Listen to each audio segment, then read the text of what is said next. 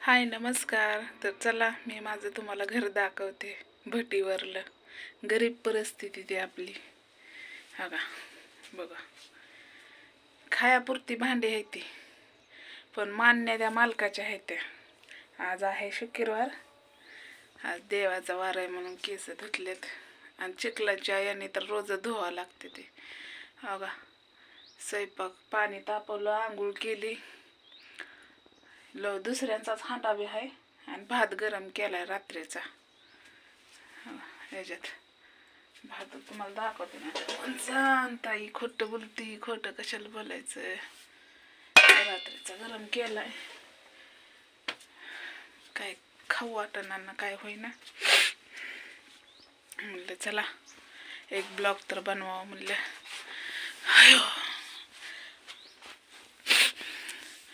कुणाच्या इकडे बिबट्या आलाय. आमच्या गावाकडे बिबट्या आलाय वाटतं भाळून येत. तर रासार मला झोप नाही हो का, बघितलं का डोळं माझं. आणि काय होतंय माहितीये का, रासार झोप तर सोडा, पण 2-2:30 वाजता उठावं लागतंय चिखल थापायला. आणि तवा कुठं रत्ना हाताला घुवतया. 2-1 वाजता उठलं का नाही तवा कुठं रत्ना हाताला घुवतया. म्हणजे तवा कुठं चिखल 7ला-8ला होतोय. आपला चिखल झाला 8ला, आता वाजले सकाळचे 9. आज आहे शुक्रवार आणि केस तर रोज धुवावं लागतात. आणि कोडपड हसल्यामुळं मी रोज कोडपड लावते बरं का इथं, कारण धुवायची बी होते ती, चिखल बी उडतोय. आता हेड्याव काढाय कोण नाही आणि कुणाला आपण म्हणावं की इथं कुणालाच येत नाही. बिहारीच्या माणसांना तर त्यांना भाषाच कळत नाही आणि मला त्यांची कळत नाही. भात गरम गेला, सकाळ गचा खाल्ला, पाणी पिली, पोट एकदम ताट झालं. आता कपडे थोडी धुवून येते. तुम्हाला तर माहिती आहे कालचा आजचा हेडो बघितला असन. ती जी झोपती का नाही 1-1:30 वाजता उठते. इथं तासावर कामाला जायचंय. 60 रुपये का 70 रुपये तास आहे इथं. म्हटलं तेवढंच होतेला बाजार हाटला. रविवारी जाते की घरी, रविवारी सुट्टी असते. आता आल्यापासून 2-3 गार झालं बघा. आजचा धरल्यावर 3 गार होते. तर भरपूर असं तुम्ही छान लाईक करता, मला आनंद वाटतो. फोन पण मला भरपूर आले, ताई कशाला जायचं कामाला बानूला ठेवून. तर काय करावं, लोकांचं देणं झालं आणि बानूला पण बरेच असं पैसे गेल्यात, त्यामुळं मला यावं लागलं. आणि ऐन टायमाला आपल्याला गरजेला हे मालक लोक पडत असतात. मग आपण त्यांच्या ऐन टायमाला तर म्हणलं आम्ही येत नाही, धरा तुमचं पैसे म्हणलं ना, तर मग ते परतच्या बारीने जर आपल्याला अडचण आली तर ते देऊ शकत नाहीत ना. मग त्यामुळे ते यावं लागतं या, असं कारण असतं या. तर थंडी इतकी सुटली, प्रमाणाच्या बाहेर थंडी सुटली बया, काय सांगावं तुम्हाला. अजून बी थंड वाजते, असं वाटतं उन्हालाच बसावं, उन्हालाच झोपावं अंगावर घेऊन.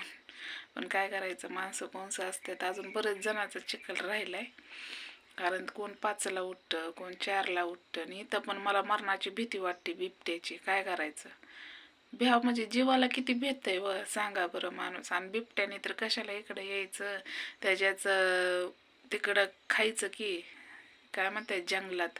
इकडं कशाला माणसं खायला, माणसं खाऊन आधीच माणसाचे म्हणतात ना ते पिक्चर आहे बघा, शीर्षिंगनी चुचुस के खून पिया है तो फिर क्यों इधर आया है, ते नाही का, नैनो में सपना सपना में सजना. ते पिक्चरचं नाव आहे नाही मला, ते गाणं आहे बघा त्याच्यामध्ये, शेरशिंग. ते वाघाचं नाही का काम, बिबट्याचं. तर तशामधनंच एक प्रकार आहे बाई. लय अंगाव काटा फुटतोय. रात्रीचं उठायला भ्या वाटतं. मी तर आकाशाच्या आधी बघते, काय वाजलं तरी उठती खानदेशीन. पण काय करायचं, काम करावं लागतंय. लोकांचं पैसे घेतलेले असतात. भरपूर बानूला मदत केली बरं का, पण कसं आहे माहिती आहे का, त्या मदतीने मी बानूवर इलाजच केला, पण बानूचा पाय बऱ्यापैकी राहिलाय. पण आता ही वातावरण सर्दी, बानू उठती 5लाच, आईचा फोन येते तर. आणि मी नसल्यामुळं दीक्षेच्या हातनं खाते ना, आईच्या हातनं खातच नाही. आई काय करते, प्रेमाने चारते. आणि आम्ही कसं तिला जरा थोडंसं वरटलं खवळलं तर मग ती खाते. मग असं तिला सवय लागली आहे. म्हणजे प्रेमानेच ओरडतो आम्ही, असं काही नाही की मोठ्याने ओरडत नाही एवढं. पण खायचंय का नाही असं मोठ्याने ओरडलं की तिला भ्या वाटतं, डोळेही वटरल्यावर मग खाती ती ना. अशी तिला सवय लागली. आणि आई कशी, खा ग बाळा, खा ग सोन्या, मग बानू अशी करून चारती. मग ती काय करते, तोंडातच धरती बानू. आणि तिनं नाही जेवलं की मला इकडं भूक लागत नाही. मग लेकरू माझं हसून खेळून राहिलं तर मला आनंदाने काम करेल का नाही सांगा बरं. अशी परिस्थिती असते या.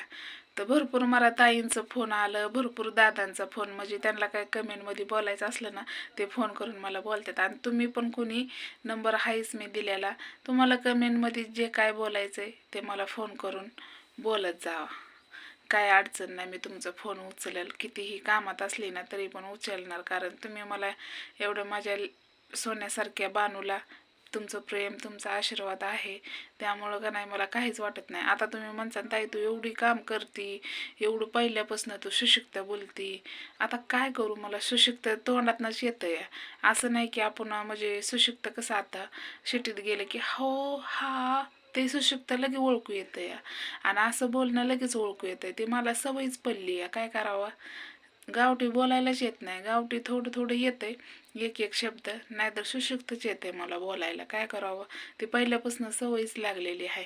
तर चला, हे आवडला असला तर नक्कीच लाईक करा. कसं वाटलंय आपलं घर नक्कीच सांगा मला फोन करून. आता कमेंटमध्ये सांगू नका, फोन करून सांगा मला.